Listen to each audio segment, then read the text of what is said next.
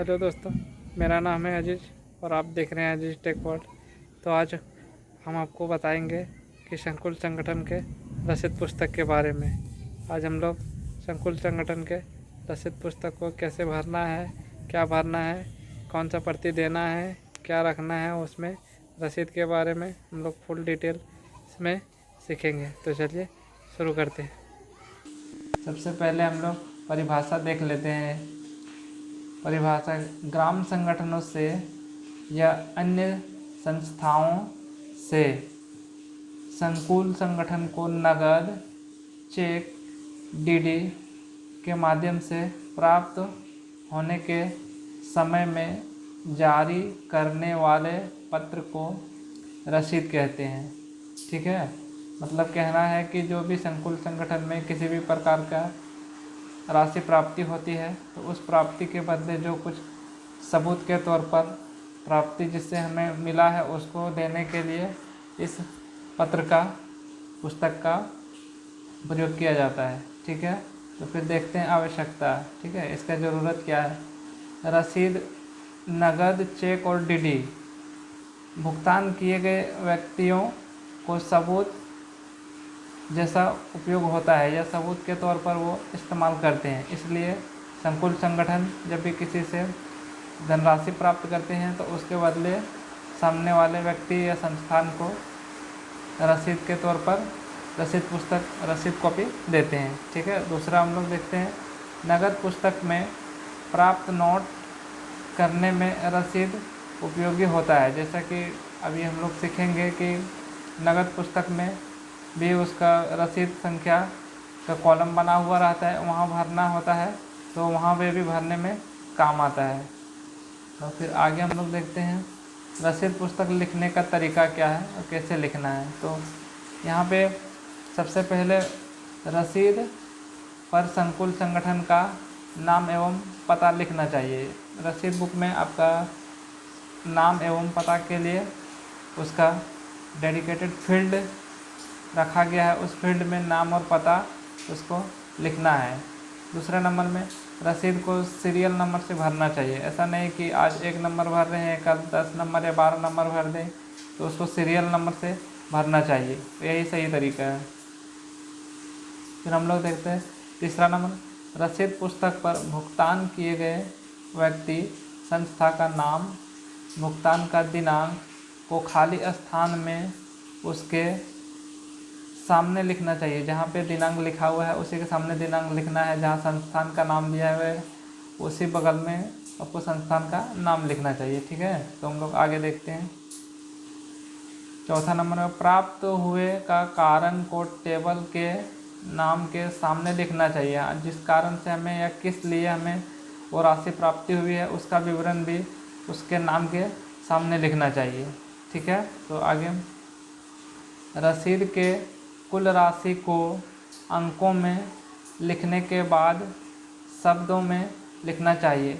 जैसा कि अगर किसी पर और जैसा कि आपको बचत, किस्त, ब्याज, सदस्यता शुल्क, हिस्सा धन जितना भी चीज़ प्राप्त होता है उस प्राप्त को कुल करके टोटल में लिखना है, और जो भी टोटल होता है उसको एक बार शब्दों में भी लिखना चाहिए। ये सही तरीका होता है। फिर हम लोग देखते हैं अगला, रसीद पर संकुल संगठन के अध्यक्ष, सचिव, कोषाध्यक्ष एवं लेखापाल से हस्ताक्षर करवाना चाहिए। उसमें सभी तरह के फील्ड भरने के बाद लेखापाल और अध्यक्ष, सचिव, कोषाध्यक्ष से भी हस्ताक्षर करवाना चाहिए। ठीक है, तो आगे हम लोग देखते हैं रसीद को कार्बन पेपर का प्रयोग करके 2 कॉपी में लिखना चाहिए। जी हाँ दोस्तों, कि उसके 2 कॉपी में लिखना चाहिए। इसलिए भुगतान किए गए व्यक्ति को पहली कॉपी, ओरिजिनल कॉपी जिससे हमें प्राप्ति हो रहा है उसको ओरिजिनल कॉपी देनी चाहिए, और दूसरी कॉपी जो डुप्लीकेट कॉपी संकुल संगठन के पास रखनी चाहिए, वो संकुल संगठन के पास होती है। ठीक है, तो ये हमारा तरीका है। और अभी हम लोग लाइव भर के कैसे भरा जाता है। तो आप लोगों को दिख रहा होगा कि ये है हमारा रसीद पुस्तक, रसीद कॉपी। ठीक है, तो इसी को हम लोग भर के देखेंगे कि यहाँ पे आपका रसीद लिखा हुआ है। ठीक है, फिर यहाँ पे आपका क्लस्टर का नाम लिखा हुआ है और क्लस्टर का नाम मैं मंजूरी में लिख दिया हूँ। फिर यहाँ पे क्लस्टर का नाम, उसमें भी मैं मांजौली लिखा हूँ। और यहाँ पे ब्लॉक का नाम लिखा हुआ है तो मैं बेंगाबाद लिख दिया हूँ। और यहाँ ज़िला का नाम है तो यहाँ गिरिडीह लिख लिया हूँ। आप अपने CLF का आपका नाम और एड्रेस यहाँ पे भरेंगे और फिर यहाँ पे आपका डेट भरेंगे, आप किस दिन और राशि प्राप्त कर रहे हैं। तो मैं यहाँ पे लिख देता हूँ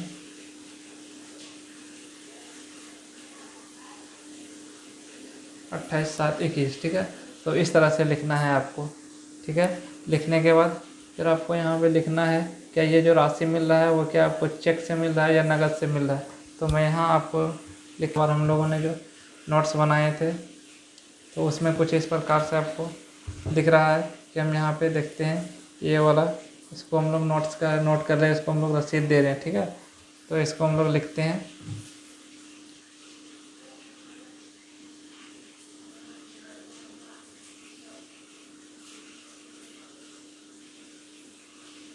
तो यहाँ पे हम लोग चेक नंबर पहले नोट कर देते हैं, यहाँ पे ऊपर में चेक नंबर लिख देते हैं। ठीक है, CHQ में लिख के मैं यहाँ पे उसका चेक नंबर डाल दे रहा हूँ। अब देखेंगे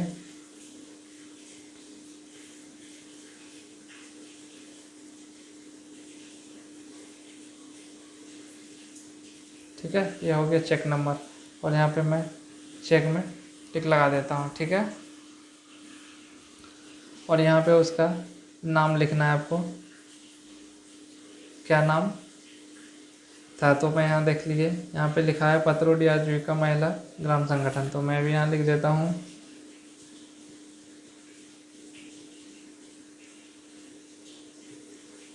पतरोडी आजीविका महिला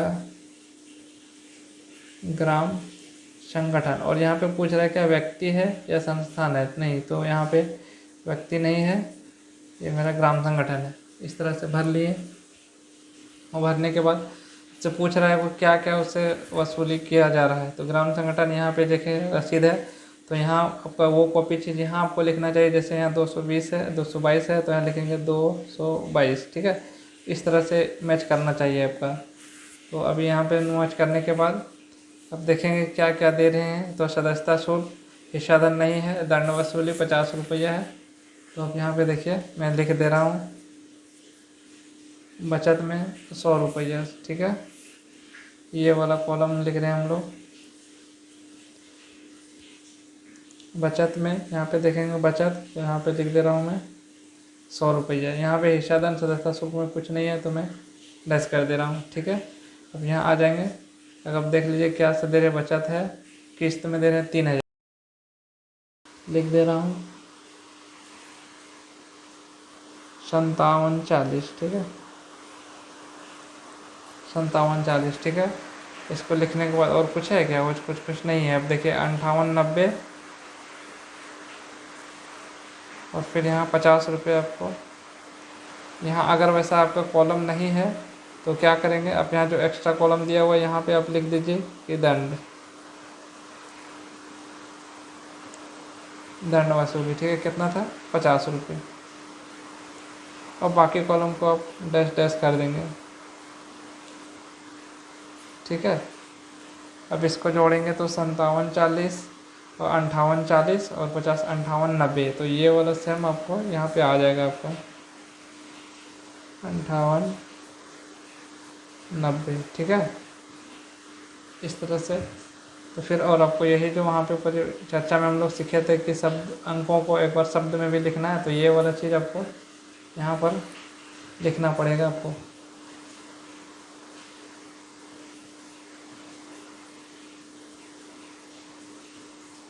$5,890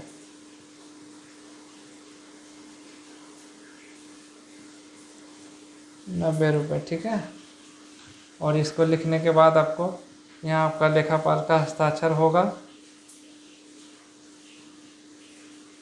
लेखापाल का हस्ताक्षर। और यहाँ पे आपको संकुल संगठन के अध्यक्ष, सचिव, कोषाध्यक्ष तीनों में से किसी एक का सिग्नेचर आपको यहाँ पे करवाना है। ठीक है, तो ये था हमारा रसीद पुस्तक का ट्यूटोरियल, जिसमें हम लोगों ने चर्चा की है कि परिवार लिखित में कुछ सीखे हैं और प्रैक्टिकल में भी भरना सीखें।